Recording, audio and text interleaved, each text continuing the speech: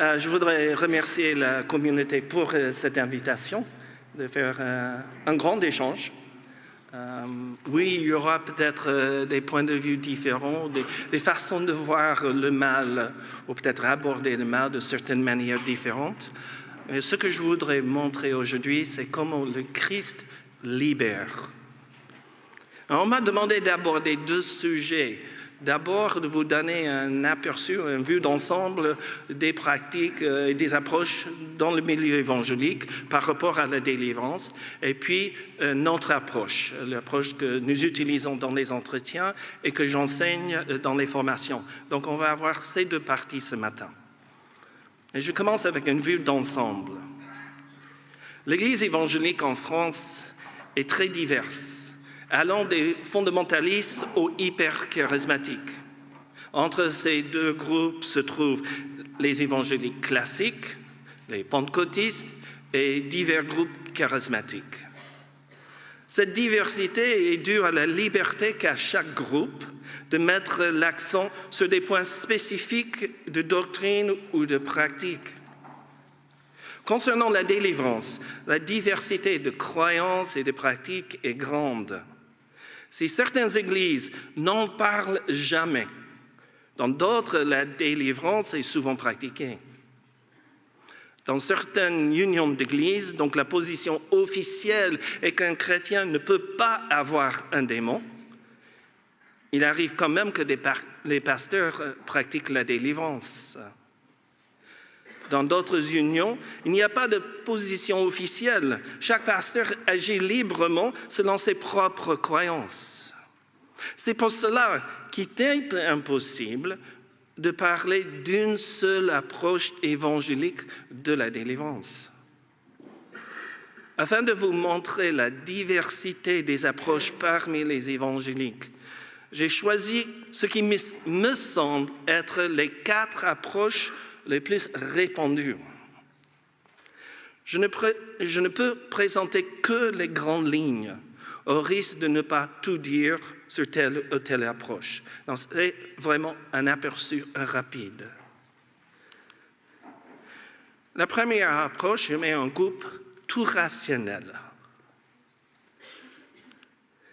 Si, dans ce groupe, on croit que Satan et les démons existent, cependant, on minimise l'activité et l'influence. Un chrétien peut subir des attaques ou être tenté, mais il n'y a que les non-croyants qui peuvent avoir un démon à l'intérieur d'eux. Un pasteur que je connais rejette toujours toute preuve d'une activité démoniaque, même quand cette activité se produit dans son église. Un autre pasteur croit qu'après l'ascension du Christ, les démons sont repartis dans les lieux célestes. C'est à cause de tels raisonnements que les responsables d'Église dans ce groupe semblent être si peu confrontés à des problèmes démoniaques. D'après eux, les problèmes dont les croyants souffrent, qui semblent être d'origine démoniaque, ne seraient qu'en réalité de nature psychiatrique, d'où le nom que j'ai donné à ce groupe, le tout rationnel. La deuxième approche et le deuxième groupe, j'appelle « oui, mais ». À cause de leur compréhension de la démonisation des gens, je pense que « oui, mais » c'est le bon titre. Leur approche est souvent basée sur une lecture binaire. Soit la personne est possédée, soit elle n'est pas possédée. Entre les deux possibilités, il n'existe aucun degré d'oppression ou de sévérité. La personne démonisée est possédée, entre guillemets, contrôlée par le démon, comme l'était le démoniaque de Gadara en Marc, chapitre 5. S'ils acceptent la réalité de la présence démoniaque à l'intérieur d'une personne, cependant, ils la limitent aux non-croyants. Ils affirment que le chrétien véritable ne peut avoir de démons Et ce, pour diverses raisons. Je vais vous donner les 3 raisons que j'entends le plus souvent. D'abord, une telle réalité mettrait en péril la sécurité du salut. 2, le Nouveau Testament ne parle jamais de chrétiens ayant un démon, donc cela n'est pas possible. Et 3, un chrétien ne peut pas être possédé, car il ne peut pas être la propriété de Satan.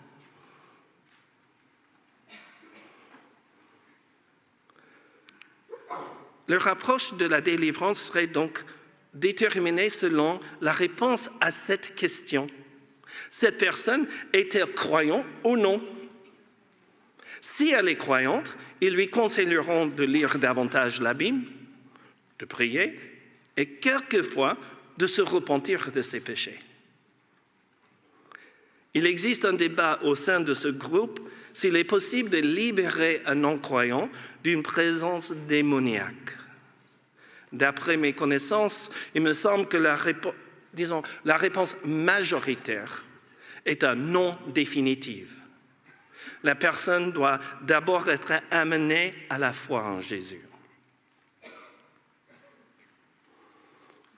La 3e approche, 3e groupe, j'appelle croire et proclamer la vérité. Ce 3e groupe accepte la possibilité pour un chrétien d'être démonisé. La question principale n'est pas tant la personne démonisée est-elle un croyant véritable, mais plutôt pourquoi le démon est-il là? Si un démon est présent, c'est à cause des péchés qui l'ont permis d'avoir un accès à la vie, voire au corps du croyant.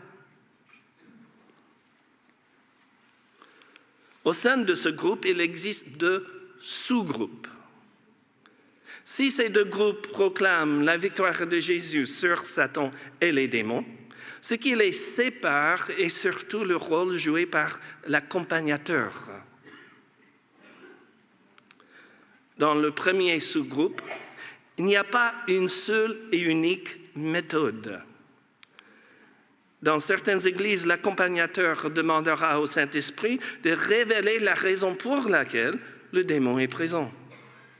Une fois cette cause révélée, l'accompagnateur aidera l'individu à mettre fin à l'oppression qu'il subit. Dans d'autres églises de ce groupe, l'accompagnateur amènera la personne à examiner tous les domaines de sa vie afin de confesser et de se repentir de tout péché du passé non confessé ou encore pratiqué. Le point clé ici est que la purification des péchés enlève au démon le droit d'être présent dans la vie, voire le corps de la personne.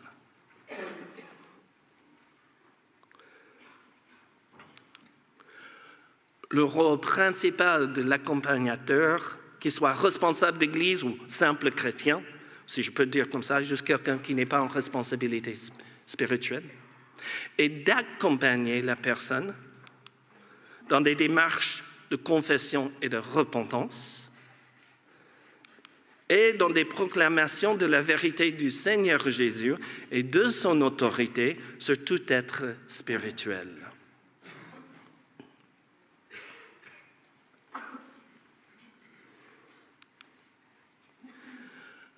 Le second sous-groupe accorde davantage de responsabilité et d'engagement à l'accompagnateur. C'est lui qui délivre, entre guillemets, la personne de la présence maléfique. C'est lui qui ordonnera au démon de partir en invoquant la victoire du Christ. Cette approche est des fois perçue comme étant un rapport de force entre celui qui délivre et le démon.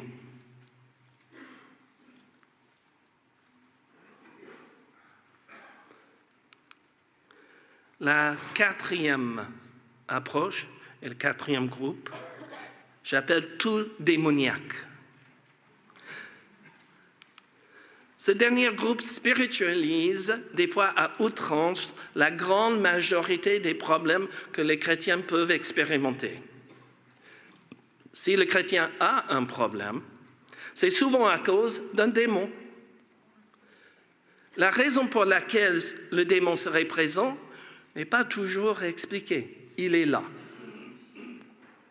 Ce démon est souvent présenté comme étant un esprit de 3 points. En voici quelques noms de ces esprits-là. Dans mon travail, j'ai commencé à établir une longue liste de ce que j'ai entendu. Je vous donne ce que j'entends de temps à autre. L'esprit de colère, l'esprit de jalousie, l'esprit de nicotine, l'esprit de dispute, ou l'esprit de Jézabel. C'est la reine Jézabel. Pour être libre, le croyant aura besoin d'être délivré. La délivrance en question peut être faite par un groupe de chrétiens ou par un ou des responsables d'église qui prient et ou commandent à l'ennemi de partir. Voilà un aperçu.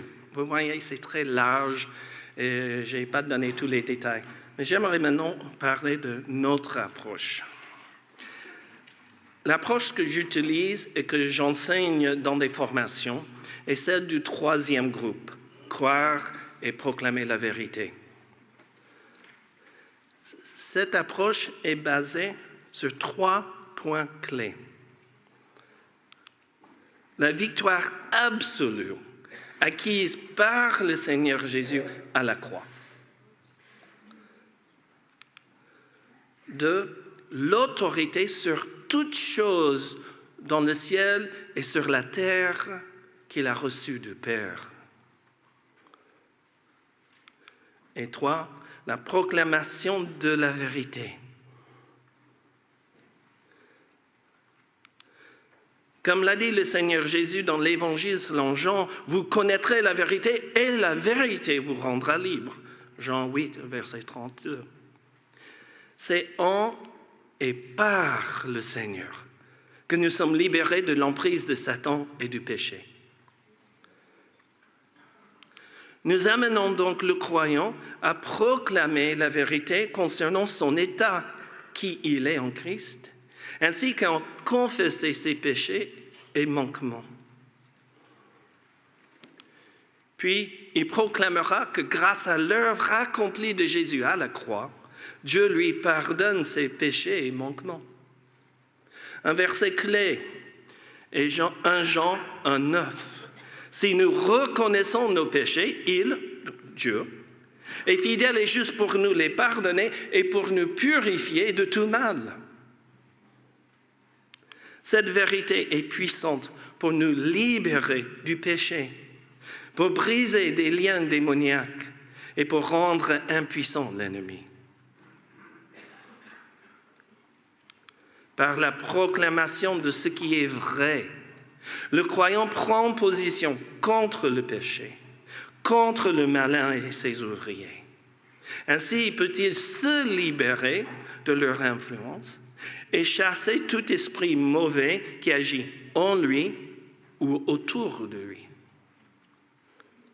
L'avantage d'accompagner de cette manière un croyant à la liberté est qu'après sa délivrance, il ne comptera pas sur la personne qui l'a délivré pour rester libre. Sachant qu'il a trouvé la liberté avec l'aide du Seigneur, à l'avenir, il pourra résister lui-même aux attaques de l'ennemi. Il peut arriver qu'à cause d'un blocage ou d'une manifestation démoniaque, je sois obligé d'intervenir plus directement. Cela peut être pour prier en invoquant l'autorité de Jésus sur un blocage d'ordre spirituel qui empêche le croyant d'accomplir la démarche en cours ou pour ordonner à un démon de partir. Mes actions sont toujours déterminées par la gravité de la situation et en fonction de ce que la personne que j'aide peut faire d'elle-même. Je voudrais maintenant vous présenter un court résumé de 4 étapes ou démarches que nous faisons avec une personne souffrant d'une oppression spirituelle où donc la cause n'a pas encore été trouvée. On commence avec la confession et la repentance. L'engagement du croyant à confesser tout péché non confessé, ce qui veut dire qu'on ne revient pas sur des péchés du passé déjà confessés. On ne revient pas là-dessus. Mais aussi de se repentir est une démarche de purification et de sanctification qui peut briser des liens spirituels. Lors de notre premier entretien, je cite Jacques 4, verset 7. « Soumettez-vous donc à Dieu, mais résistez au diable et il fuira loin de vous. » Puisque la confession s'inscrit dans une démarche de se tourner vers Dieu, elle doit venir d'un cœur sincère. Elle ne peut pas être forcée. Selon le verset 9 de 1 Jean, chapitre 1, Dieu nous purifie de tout mal. Tout ici est aussi bien quantitatif que qualificatif. Quel que soit le nombre de péchés commis, quel que soit le type ou la gravité des péchés commis, le pardon et la purification nous sont donnés par la mort et le sang de Jésus. Une vie sainte amène non seulement la libération, elle est une protection contre les œuvres de Satan et des démons.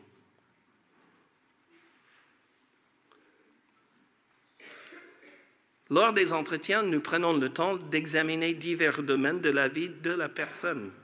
Les domaines spécifiques que nous examinons avec tous les demandeurs d'aide sont les pratiques et pouvoirs occultes, les rapports sexuels hors mariage, la rébellion contre les autorités civiques ou parentales ou encore. Si nous faisons ainsi, c'est parce que ces domaines-là sont si répandus dans la société française. Concernant l'occultisme, nous prenons le temps d'en parler en profondeur, car nombreux sont les chrétiens qui ne savent pas que telle pratique, telle méthode de guérison fait appel à des puissances spirituelles mauvaises. Nous prenons également du temps pour expliquer ce qu'est la repentance et pourquoi elle est importante. Celui qui continue dans les mêmes péchés risque d'aggraver son état et de tomber encore plus sous l'influence de l'ennemi. Une fois tout cela est compris, le croyant s'adressera directement à Dieu en confessant ses péchés et en lui en demandant pardon. La deuxième étape est le renoncement et le rejet. Dans cette étape, on amène la personne à renoncer à la présence et à l'œuvre de pouvoir occulte, malheureusement appelés souvent des dons, entre guillemets. Je vais juste ajouter que je préfère rester dans le vocabulaire des pouvoirs, parce que quand on parle des dons, les gens peuvent penser aux dons du Saint-Esprit. Ce n'est pas la même chose. Donc, des pouvoirs. Alors, évidemment, cette étape ne concerne que ceux ayant un tel pouvoir ou encore un membre de leur famille. Cela peut être, comme les gens les appellent malheureusement, des dons, des pouvoirs de voyants, de médiums, de sorciers, de guérison, de voyage astral. Puisque des emprises spirituelles ainsi que des pouvoirs occultes peuvent se transmettre de génération en génération, nous amènerons la personne à briser tout lien qui pourrait exister dans sa vie à cause des pratiques et pouvoirs des parents et des grands-parents. Le plus souvent, ce qui se passe, c'est que soit une transmission d'un pouvoir d'une génération à une autre, soit une transposition d'une transgression à la génération suivante. Dans le cas de certains pouvoirs occultes, la transmission est faite par le sang. La personne dirait quelque chose comme « c'est mon père qui le faisait » ou « c'est dans la famille depuis des générations ». Quant à la transposition d'un lien spirituel ou même un démon, elle se fait sur la base de la conséquence d'une transgression commise par un aïeul et non de la responsabilité personnelle de la génération actuelle. Toute influence spirituelle néfaste peut continuer aussi longtemps que le péché personnel n'est pas confessé ou que la transmission ou transposition n'est pas brisée. En ce qui concerne ses propres péchés, le croyant doit les confesser et s'en repentir. Dans les cas des péchés commis par ses ancêtres, s'il n'en est pas responsable et pour lesquels il n'a pas à confesser, à se repentir, néanmoins, il pourrait en subir les conséquences. Je mets l'accent sur le conditionnel. Il pourrait subir. Car dans ce domaine, ce qui arrive à une personne n'arrivera pas forcément à une autre.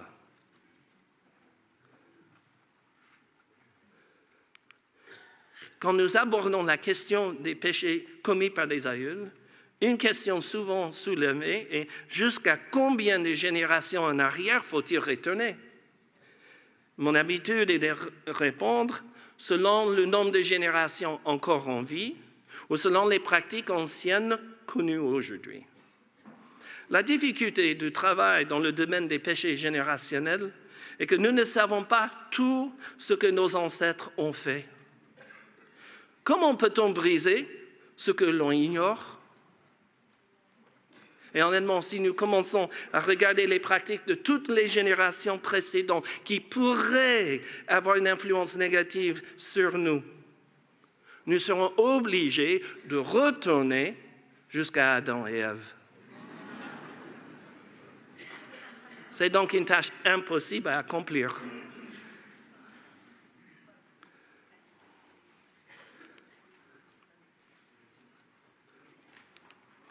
Ce que nous faisons donc est de demander à la personne de prendre en compte ce qu'elle sait, puis de faire un renoncement général par rapport au péché du passé qui pourrait être la cause d'un lien spirituel dans la famille.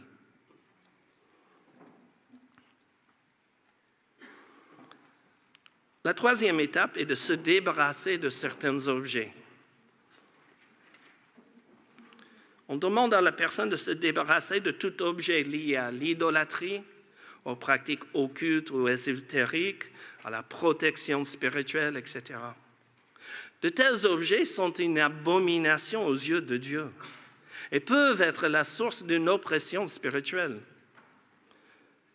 Les objets en question peuvent être des statues d'idoles, des masques religieux païens, des bijoux aux pierres précieuses dont on se sert dans l'ésotérisme, des livres sur la magie noire ou autre chose encore. Une seconde raison de tout éliminer est que des forces spirituelles peuvent y être attachées. Pour un démon ou pour une force spirituelle telle qu'un sort, un objet est juste un autre véhicule, entre guillemets, ou port d'attache auquel ils peuvent s'attacher.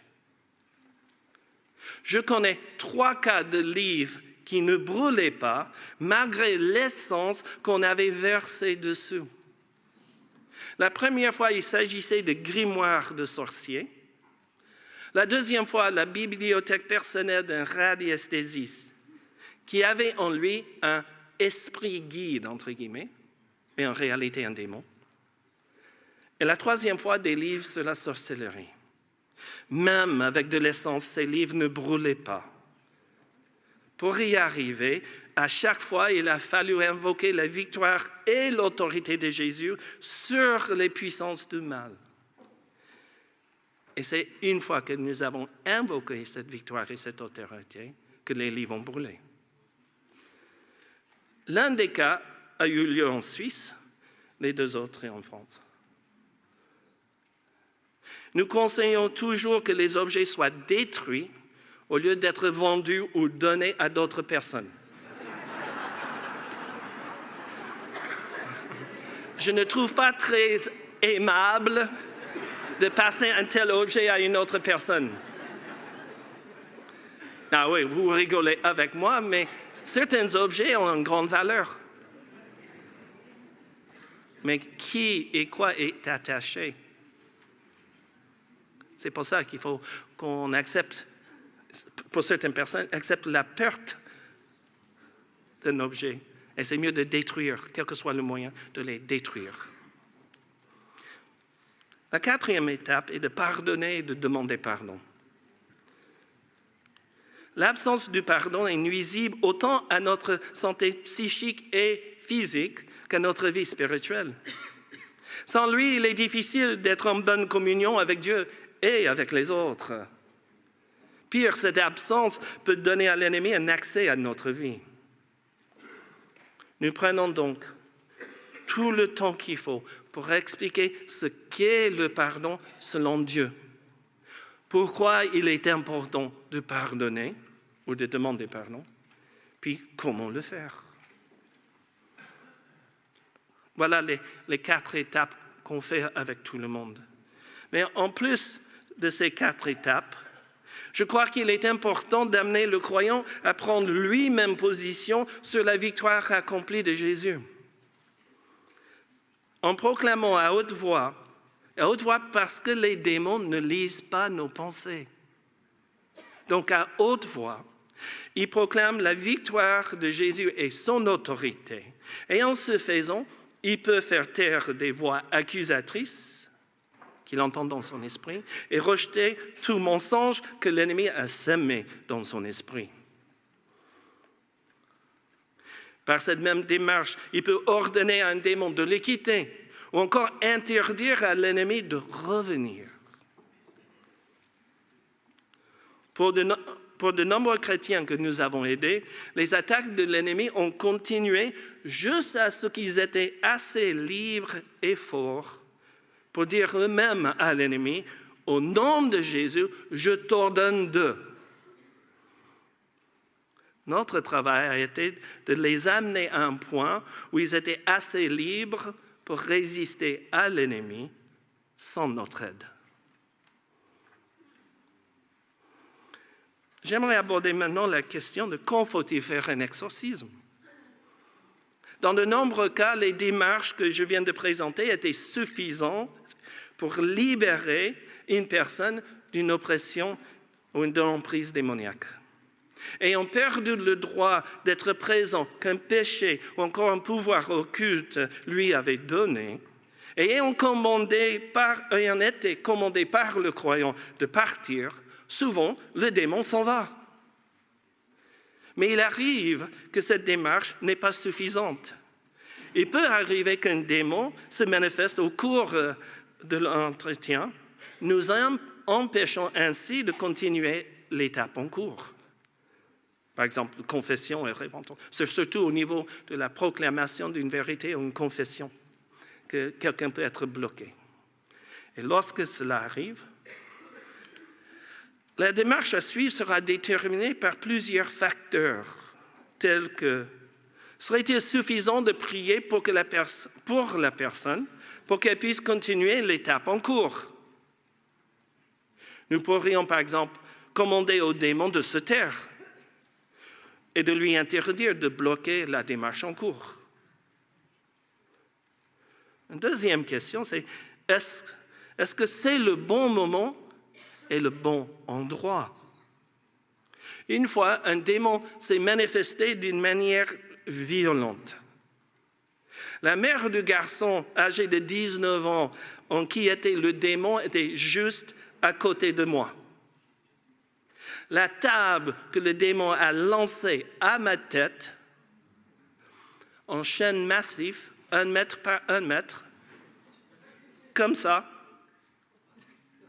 est passé entre elle et moi.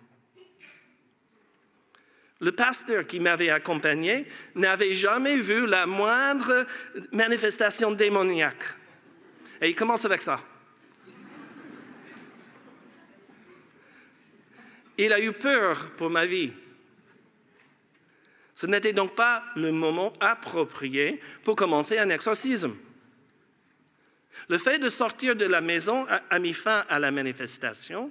Et une fois rentrés à l'église, nous avons commencé à rassembler les gens pour prier et une équipe pour prendre soin de la famille et pour s'occuper du démon. Et n'oubliez pas, il y avait une mère et un père dans cette situation. Ce n'était pas qu'un garçon. Et troisième question, c'est est-ce que je suis entouré de prières et des gens qui puissent m'aider? Je vais juste simplement dire que certains exorcismes demandent beaucoup de prières et peuvent être épuisants. Il vaut mieux être en équipe que seul.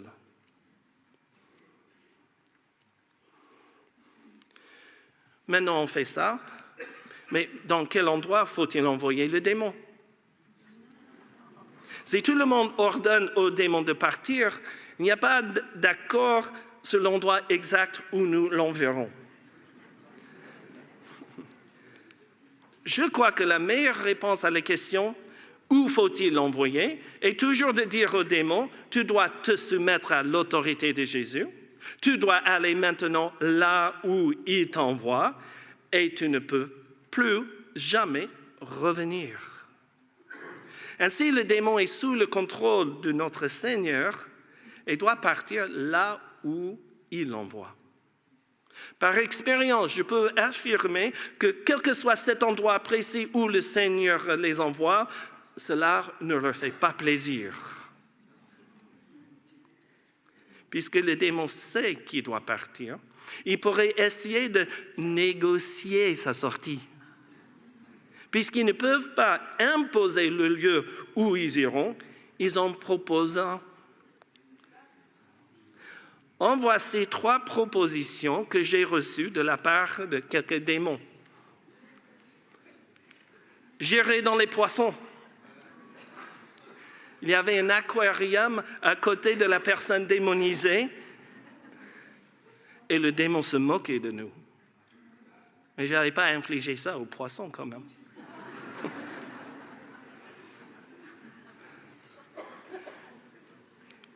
J'irai dans le corps de sa fille, la fille de l'homme démonisé.